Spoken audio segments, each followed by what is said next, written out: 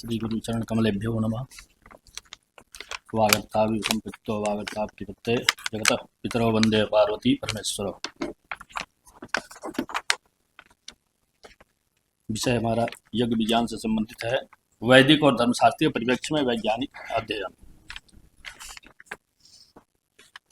भारतीय ज्ञान परंपरा में यज्ञ का स्थान बहुत महत्वपूर्ण है। वेदों में यज्ञ को समस्त सृष्टि के संचालन का आधार माना गया है। यज्ञ केवल धार्मिक अनुष्ठान नहीं, बल्कि यह व्यापक वैज्ञानिक, सामाजिक और आध्यात्मिक प्रक्रिया है, जिसके माध्यम से मानव, प्रकृति और दैवीय शक्तियों के बीच संतुलन स्थापित होता है।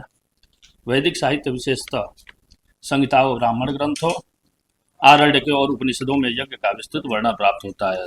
धर्मशास्त्रों में भी यज्ञ को धर्म का प्रमुख अंग माना गया है और उसके विधि विधान, पात्रता, सामग्री तथा उद्देश्य का व्यवस्थित प्रतिपादन किया गया है।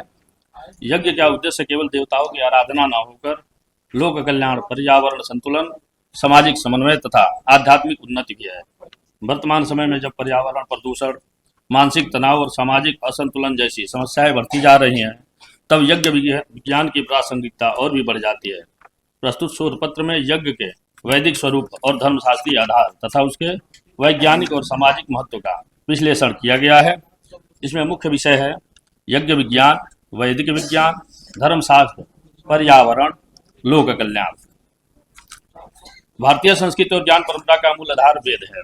वेदों को समस्त ज्ञान का स्रोत माना गया है। वेदों में वर्णित यज्ञ प्रणाली केवल धार्मिक अनुष्ठान नहीं, बल्कि एक सुव्यवस्थित वैज्ञानिक प्रक्रिया है। यज्ञ के माध्यम से मनुष्य देवताओं का पूजन करता है और देवता वर्षा, अन्न तथा समृद्धि प्रदान करते हैं। इसी क्रम में ऋग्वेद में कहा गया, यज्ञेन यज्ञमयजन्त देवस्तानि धर्माणि प्रथमान्य सन्, अर्थात देवताओं ने यज्ञ द्वारा ही यज्ञ का संपादन किया तो वही धर्म के आदि सिद्धांत बने।